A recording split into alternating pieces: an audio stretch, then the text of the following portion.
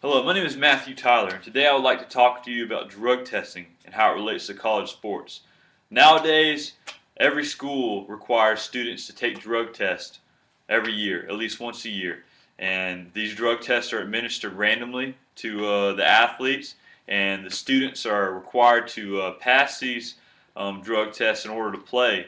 But the only problem is they've made it now pretty much where the coaches are the ones that are deciding on the consequences. Whether to suspend the players or to kick them off the team. And what these coaches are doing now is if they have a star player that has failed a drug test and they need him for the next few games, they got some big games coming up. They're not going to suspend him. But for a few or for some games that the teams that they're playing don't really matter. And that's really all that's doing is showing these kids that this coach does not have enough character for him or himself or for him or his kids, to take them and punish them for their actions. And really, these kids at this age need good role models. They need people to show them right from wrong, and that you're not going to always get off the hook that easily. And in real life, these college athletes are given special treatment and then these punishments and the way they're treated, and that's not how it is in the real world. It's a lot different. You get caught in the real world with something that's illegal, you're probably going to go to jail for it. And the sports doctor, more than 3,000 drugs have been banned from NCAA schools. And you look at these drugs, and mainly the biggest part of them are, of course, illegal drugs. But you also have, supplemental drugs that can enhance muscle growth and stuff like that. But there's still a consequence to having been caught with these drugs in your system, and that's very important.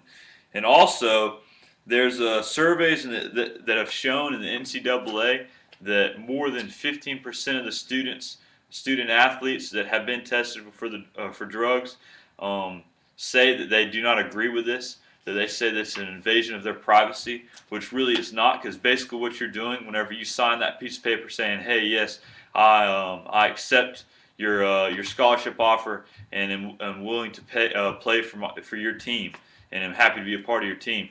You're saying, "Hey, I'm putting all my time and my effort, and whatever I do is going to reflect the school's name," and that's really all that's doing, and that's you're reflecting your character and your coach's character and your school's character, and character is a very big part of sports. It's basically how you build a team and bond a team together. It's having good team chemistry and character. And also, for University of Georgia, there was a football player. The name was Carlton Thomas. He played football at University of Georgia and had over 689 rushing yards. But when Mr. Thomas failed a drug test before a big game, the coach actually decided to only suspend him for a half a game after failing a drug test for an illegal drug. And that's another example. That's just an example of you have a very exceptional athlete that's a key component to your team, but he fails a drug test, so you're going to let him off the hook, and that should be unacceptable in college sports all the way around the United States. You know, drug test costs. They're saying that drug tests, they cost too much to be testing these athletes more than once a year, or even testing them all. And yes, drug testing is expensive, but all this money that these schools are taking in these big football games, or baseball or soccer or basketball, any kind of sport, they have all these sports teams, and they're taking in all this money. I think they should have plenty enough money to make sure their athletes are clean and sober when they're going on that field to represent their school, because that's very important.